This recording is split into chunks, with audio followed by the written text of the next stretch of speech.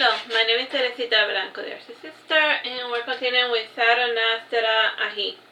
This is chapter 13, Ahi and Archie. Location, interior of the Citadel, year 10, month 3, day 20, 12:30 p.m. Archie has spent a few hours trying to accommodate Ahi within the palace. At first, Archie tried to settle Ahi inside the treasure room. After much talking, Ahi realized that the treasure room was going to be his bedroom. Ahi did not like the treasure room. It gave him a bad vibe. And from the treasure room, Ahi spent an hour sorting through the coins in search of refined gold. He figured it was a good time as any to start living like the dragon that he truly was. Their search for a bedroom was cut short when the pair went down for supper. The nobles in the palace were thrilled by their new pet. At the end of supper, Archie continued walking the palace with Ahi, and their party was struck by a tired servant carrying the golden coins, which would become Ahi's dragon bed. On their search, Archie went to Matilda's room, and Matilda was in the middle of being dressed by her servant. And she frowned when she saw Archie entering the room with Ahi. In grimacing, she said, "He's not taking my room, is he?" "Maybe," said Archie, checking under Matilda's bed. Ahi started sniffing the floor, the sheets, and the bed, and Matilda said, pointing to Ahi, "Ew, get that thing out of here. He's dirtying all my things." Archie gave Matilda a sinister smile and said, "But my dear, Ahi's hygiene is impeccable, and unlike you, he has all of his shiny white teeth." "Bug off," said Matilda. Ignoring her, Ahi and Archie continued with their work, and Ahi grimaced when he finished getting the vibes of the room, and Archie asked him, "No dice?" Ahi rose from the ground and gave Archie a sideways look, and then, shaking his head, he said, "Stinks, bad juju." "And what the fuck is bad juju?" snapped Matilda, exasperated. She had the habit of acting like her true self when the Duke was not around. It meant that she curses a lot freely. Giggling, Archie brought his hand to his lips to stop himself from saying something offensive, and he knew that if he pushed her too far, she would get him fired or worse. When he calmed down, Archie said to Matilda, "You are in luck. You will not lose your quarters to Master Ahi." After saying this, the group left Matilda's room, and while they walked, the servants carrying the money spoke amongst each other, and one of them complained, "It's been more than 5 hours. When is a kid going to pick a room?" And another one commented, "If it is not the juju, then it's the vibe, the smell, or the Wi-Fi. And by Lara, if you ask me, the kid is screwing with us." The conversation was cut short when he turned around abruptly, and the glare he had given reminded the servants a bit too much of Berthame, and the glare was only painted in Ahi for a second, and when he turned into a shouty smile again, and then he gave them the thumbs up before turning around to continue with his search. Ahi really did not get what the servants were saying, or so we fancy. However, based on their tone, Ahi probably guessed something was bothering him, and giggling, Archie commented, "Master Ahi dislikes wolves who speak ill of him behind his back." "And how can you be certain that he understands a single word we're saying?" demanded the servant. "Call it woman's intuition," said Archie, holding up an imaginary skirt. "Whatever you say, my lady," said another servant, giving a sigh of frustration. Their back and forth lasted for a couple of more hours, and the conversation was cut short when Archie bumped into Ahi. He had walked a few paces ahead to see why Ahi had stopped, and because of his size, Archie had to stand on his tippy toes to get a better look at Ahi's face.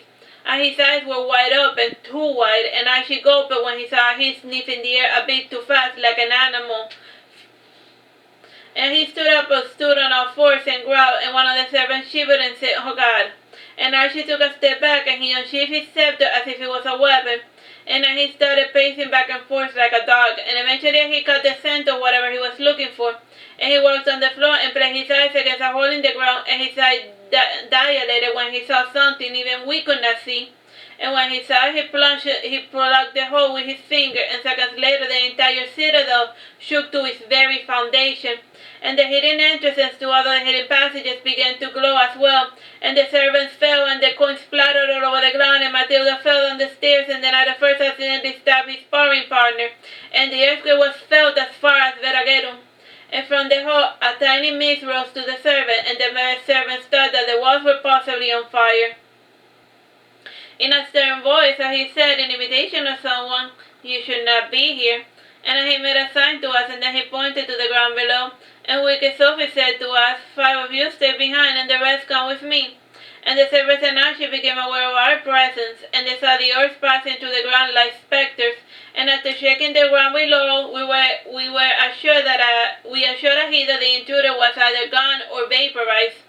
After analyzing his observation, we concluded that the intruder was an extremely powerful otherworldly being. It was a being so powerful that it warranted his special attention. Archie was the first to speak, and in a trembling voice he said, "Is it gone?" And he turned around and he gave him a warm smile before he saying, "Bye-bye, all safe." The servants and Archie breathed a sigh of relief, and he started picking up the coins from the ground. The servants started to help him as well. Apparently he had been searching for the presents all along, under the pretense of searching for a room. And when the problem was taken care of, he led the group where he truly desired to sleep. Archie was distraught by the path that he had chosen, and this path led him to the dungeons. The room he had chosen was the torture chamber. The torturer was in the midst of torturing his latest victim, and since the victim was new to the game, the torture was starting with a standard whipping. The victim was a teenager who supposedly had hunted in the Duke's forest without his permission, and they had used as evidence the fact that he had been caught eating venison. Archie called us to let the torturer know of his presence, and while petting his beard, Archie said, "Sorry to interrupt, but you're going to have to take your business elsewhere. This room now belongs to Ahim." Was still brandishing the whip, the torturer yelled, "And what did you just say?" Taking courage, Archie said in a commanding tone, "You heard me. Take your crap and get out." The torturer started packing his secret equipment, and one of the servants released the basin and escorted him out of the citadel. The victim was a distant relative of that servant, and while the torturer packed his things, he mumbled beneath his breath. And he pointed to the torturer's instruments, and then he said, "Ah!" And the torturer glared beneath his black hood, and he said to Ahi, "What now?" Archie said, timidly pointing to the instruments, "I think Ahi wants to keep those." "What? My tools have been in my family for generations," snapped the torturer, grabbing Archie by the arm tightly. And Archie said ominously, "Don't you ever dare touch me again with those filthy hands, and remember your place."